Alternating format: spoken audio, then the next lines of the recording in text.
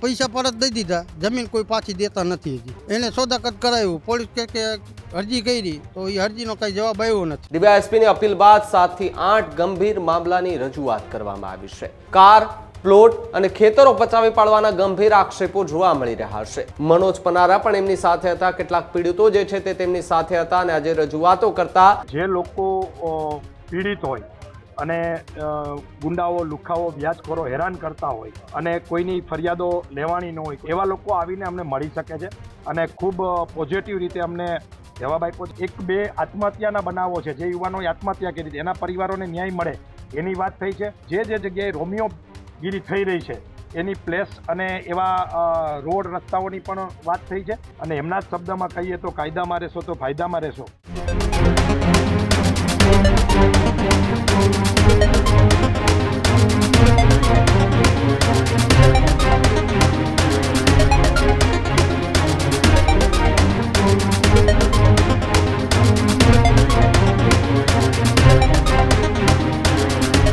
મોરબીમાં વ્યાજખોરો સામે police action મોડમાં જોવા મળી રહી છે. પટેલ સમાજના આગેવાનો સાથે પીડિતોએ ન્યાય માટેની હાકલ કરી છે. ડીવાયએસપી કચેરીએ મનોજ પનારા અને પીડિતો સાથે અનેક લોકો હાજર રહ્યા હતા.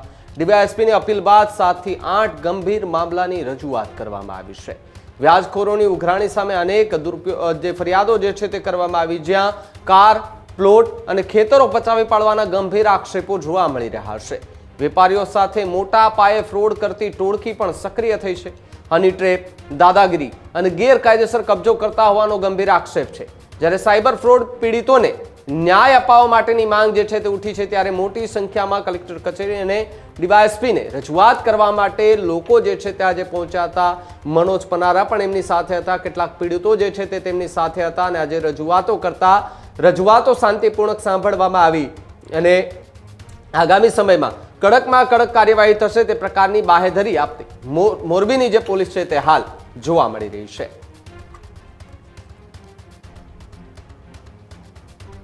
અમારા માજી બીમાર હતા ને એટલે મેં 2.5 લાખ રૂપિયા લીધા કિશોરભાઈ ચાવડા પાસેથી.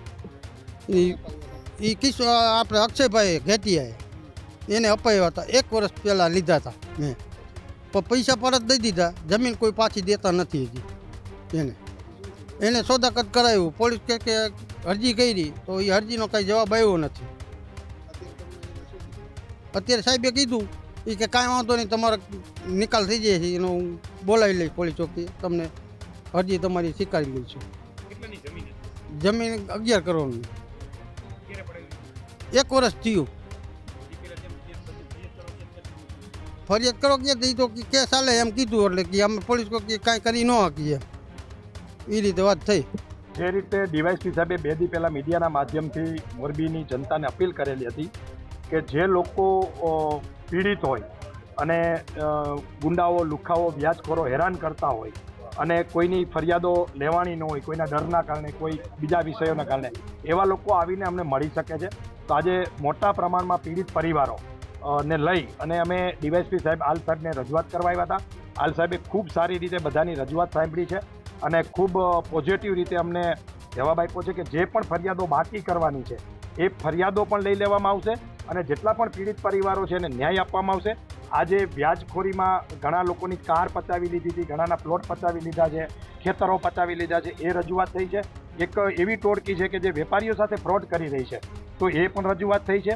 1-2 આત્મહત્યાના બનાવો છે, જે યુવાનોએ આત્મહત્યા કરી હતી એના પરિવારોને ન્યાય મળે એની વાત થઈ છે. સાયબર ફ્રોડ થયા છે એની પણ આજે વાત થઈ છે અને વ્યાજખોરીના ખાસ કરી અને જે જગ્યાએ રોમિયોગીરી થઈ રહી છે એની પ્લેસ અને એવા રોડ રસ્તાઓની પણ વાત થઈ છે કે ત્યાં આવા રોમિયોગીરી કરતા લોકો ઉપર પણ કાયદાનું ભાન થાય અને પોલીસ કડક હાથે કામ લે. અલ્ટિમેટલી બધા જ વિષયોની ચર્ચા જે સમાજને નડતા છે, એ પછી લુખાગીરી હોય, દાદાગીરી હોય, કબજાખોરી હોય કે પછી હની ટ્રેપરો હોય, આ પ્રકારના જે તત્વો છે એની સામે મોરબી જિલ્લામાં અને મોરબી શહેરમાં તંત્ર તાકાતથી કામ કરે એવી અમે રજૂઆત કરી છે ને મને વિશ્વાસ છે કે અધિકારી તરીકે હાલ સાહેબ આવા તત્વોને કાયદાનું ભાન કરાવશે અને એમના જ શબ્દમાં કહીએ તો કાયદામાં રહેશો તો ફાયદામાં રહેશો એ વાતને સાચા અર્થમાં પોલીસ સાર્થક કરે.